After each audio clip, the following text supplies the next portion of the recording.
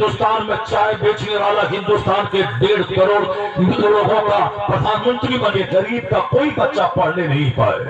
और हिंदुस्तान में एक कॉलेज नहीं था, एक यूनिवर्सिटी नहीं थी, यहाँ तक कि एक इंजीनियर यहाँ नहीं था।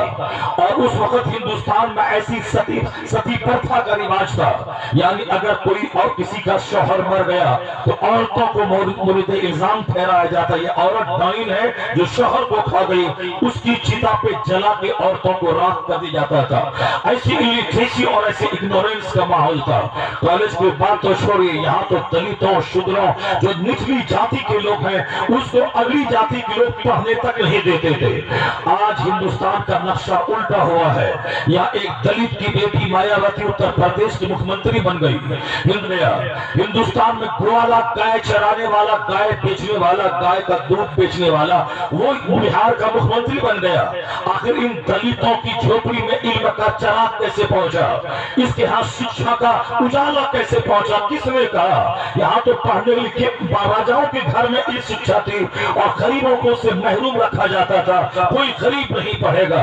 एहसान मानना पड़ेगा मुस्तफा जाने रहमत का, जिसने सबसे पहले नारा दिया कि इल्म का हासिल करना फर्ज है और हर गरीब पढ़े, हर अमीर पढ़े, मालदार पढ़े, मजदूर पढ़े, गुलाम पढ़े। मुस्तफा का यह पैगाम मदीने से निकला और सारी दुनिया में छा गया।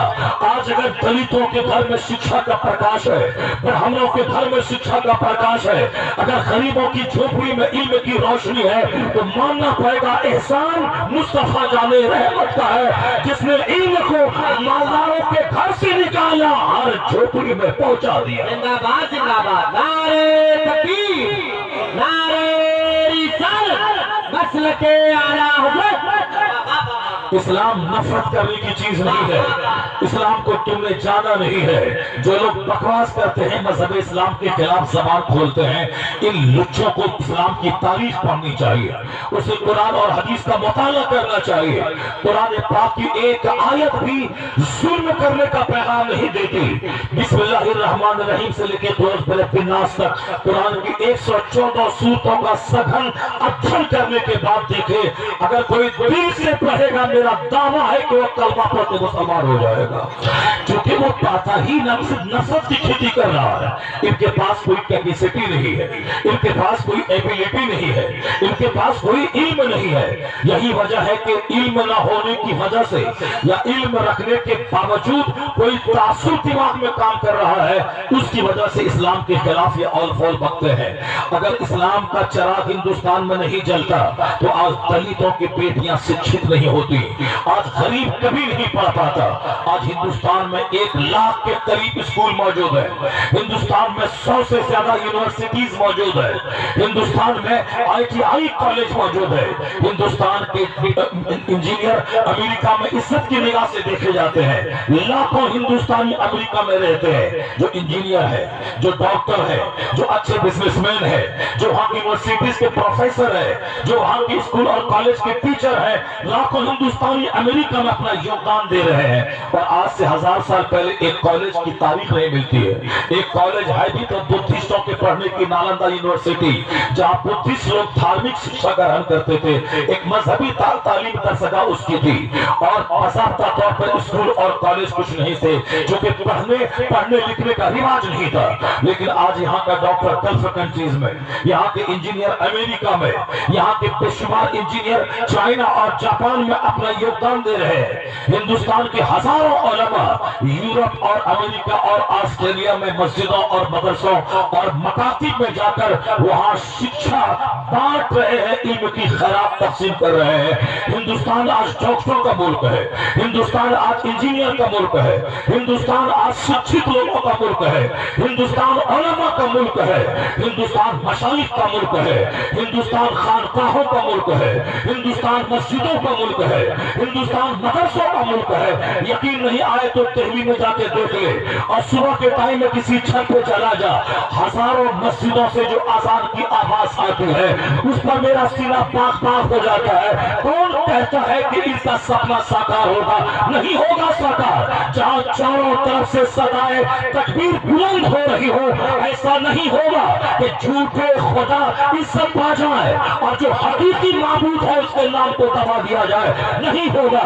معبودہ نے باطلا کے پرستاروں کو شکست حاصل ہوگی اور میرے خدا کے ماننے والوں کا تو اللہ تعالیٰ عزت نصیب فرمائے گا، دونوں جہان کی عزت اور مقبولیت فرمائے گا، اور ہندوستان میں سلطنت عطا فرمائے گا، اور جب یہ مرے تو اللہ اپنے ماننے والوں کو جنت میں مصطفیٰ کا نعرہ تکبیر، جواب دیجئے، نعرہ تکبیر، نعرہ رسالت، مسلک اعلیٰ حضرت علامہ ڈاکٹر شہریار رضا پورنوی، نعرہ تکبیر۔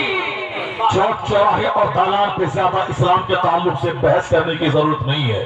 جاڑے کے دنوں میں بیٹھے ہیں صاحب آپ کے پاس اور تبصرہ کرتے ہیں اسلام کا مستقبل کیا ہوگا، مسلمانوں کا مستقبل کیا ہوگا، اس میں تبصرہ کرنے کی کوئی ضرورت نہیں ہے۔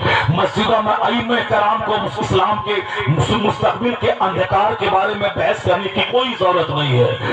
اسلام کا فیوچر روشن ہے، اسلام کا فیوچر روشن ہے، اسلام کا مستقبل روشن ہے۔ کون کہا کہ اسلام خطرے میں آ گیا؟ یا جھوٹ ہے اسلام خطرے میں آ گیا ہے؟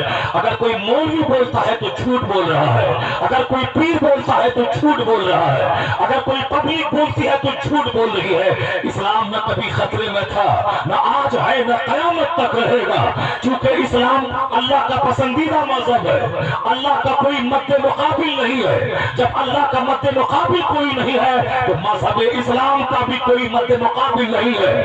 اللہ رب العزت کو کسی سے کوئی خطرہ نہیں ہے تو مذہب اسلام کو بھی کسی سے کوئی خطرہ نہیں ہے۔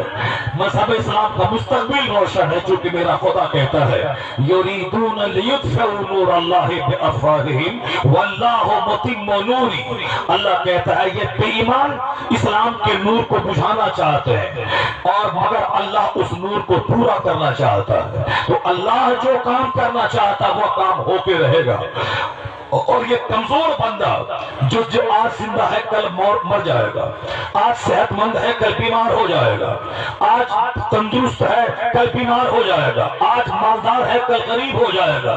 ہر وقت انسان کے پیچھے یہ سارے خطرات رہتے ہیں، اس لیے ہمیشہ اللہ سے ڈرتے رہنا چاہیے کہ آج مالدار ہیں ممکن ہے کہ کل غریب ہو جائے۔ بہت سارے مالداروں کے بیٹے آج گائے چلا رہے ہیں، بہت سارے مالداروں کے بیٹے دلی میں آٹو اور ٹوٹو چلا رہے ہیں، بہت سارے زمینداروں کے بیٹے آج بھیک مانگ رہے ہیں۔ درگاہوں پہ جا کے دیکھیں بہت ساری خواتین ایسی ہیں جن کے باپ دادا بہت مالدار تھے۔ اس لیے ہمیشہ کسی دوسرے سے نہ ڈرے، نہ ودھایک سے، نہ سانسد سے، نہ سماج کے چودھری سے، کسی سے نہیں ڈرے، مگر ہر وقت اللہ سے ڈرتے رہے۔ اللہ کا فیصلہ خفیہ ہوتا ہے، بندہ نہیں جانتا کہ کل کیا ہونے والا ہے۔ اللہ کی خفیہ تدبیر سے ہمیشہ ڈرا کرے۔ اللہ تبارک و تعالیٰ کب کس کی زندگی میں کس طرح کے حالات پیدا کر دے۔ آج زبان کچی کی طرح چلا کے دوسروں کو گالی دیتے ہیں، ممکن ہے کہ کل